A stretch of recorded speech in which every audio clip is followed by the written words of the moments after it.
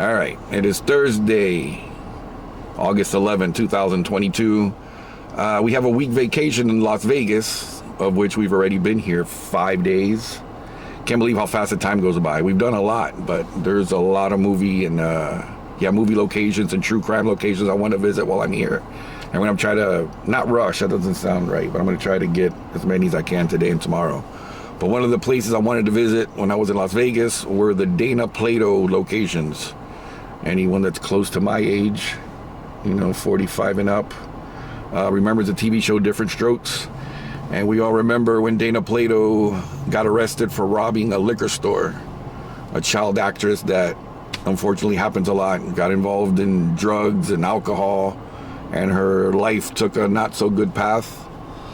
I'm outside the location of where her job was at the time that she was living in Las Vegas. We hear that a lot in Las Vegas. Police sirens and ambulances. All right, so Dana was born November of 1964. She was born Dana Michelle Strain to a teenage mom that already had an 18-month-old. So shortly thereafter, she was put up for adoption, and that was when the Plato family adopted her. They lived in California, and since she was a little girl, they always took her to a lot of auditions. I read that she was in over 100 commercials. I don't know if it was that many, but as a little girl, she was in many TV commercials. She was even supposedly a really good figure skater and training for a possible spot on the U.S. Olympic team. But while her skating career was taken off is when she got a few roles in Hollywood. One of them was the sequel of The Exorcist. There were a few other movies listed. I can't remember off the top of my head. But her big break that we all know is from the TV show Different Strokes. So the TV show of Different Strokes aired from 1978 to 1986. Somewhere around 1985, Dana got pregnant.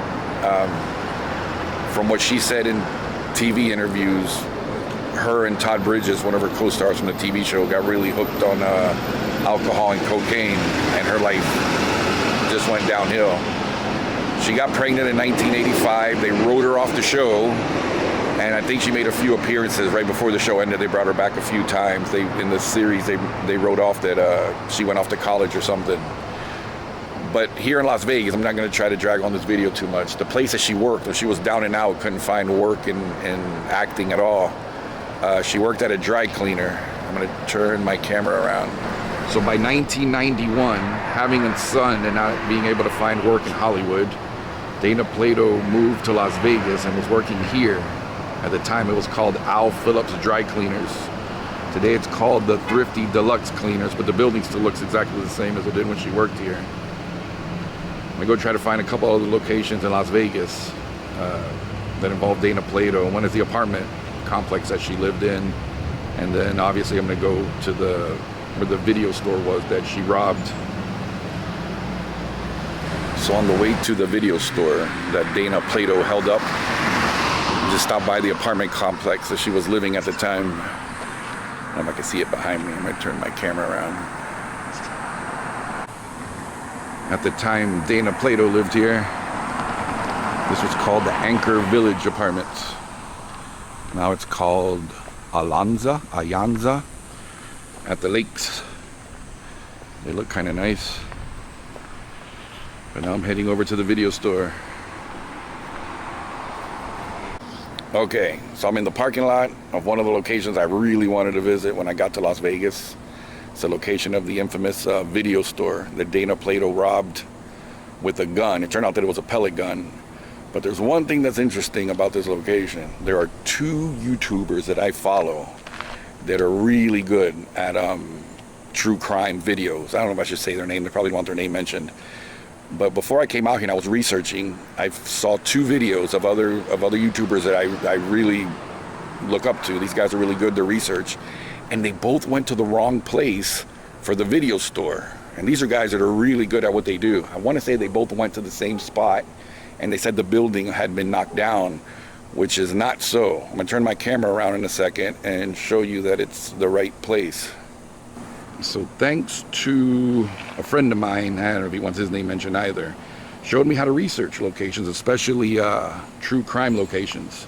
It's easy to get police records, usually just for a few dollars for them to print it. It's all public record. You get all the addresses, even home addresses of the people that committed crimes, where they lived.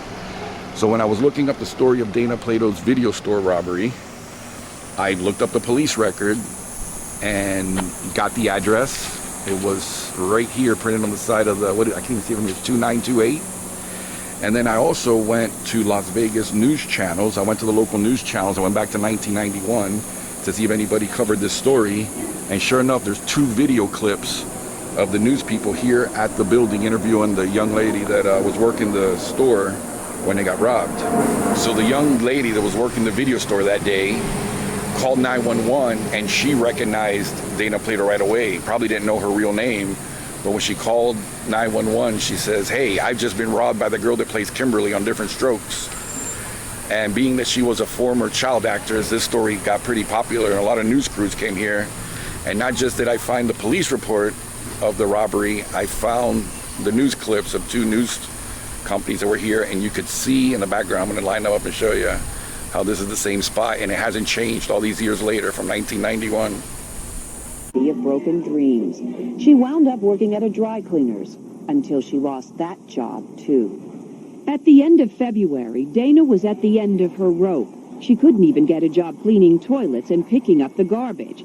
And that's when Dana allegedly walked into a local video store, pulled out a BB gun, and held the place up. The clerk called 911 and said she'd just been robbed by the girl from Different Strokes.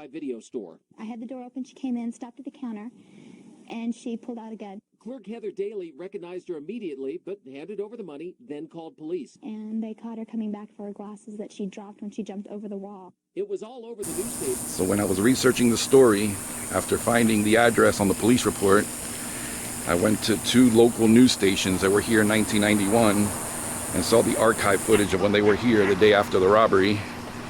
And this building still looks the same. Right there where it says boutique. There's a lot of glare out here. I can't tell if it's in frame, but there's a store right there. And you can see this pillar right here. You see the windows, you count them behind. The 2 doors, window, pillar. And then the second video of a news company that was here had a light post in theirs. And it's right here, it's still the same. I'll put the screenshots on there. Or if I'm allowed, the whole video. But this hasn't changed. I was surprised the other 2 YouTubers went to the wrong location. This building still looks exactly the same. Here's the light post. After this van stopped right in front of my spot. The video store is just behind this van, and the pillars line up perfectly. What was weird about Dana holding up this place is that she hung out, one of her hangouts is right next door. It's only about 4 doors down. They said that she liked coming to the Lake Lounge, still has the same name, to play nickel slots. I'm gonna walk in there still and see if they still have nickel slot machines.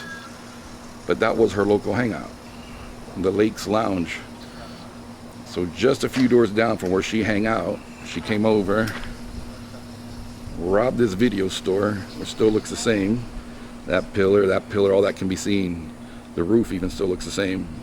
And then in the interview it says that she left and jumped a wall to leave.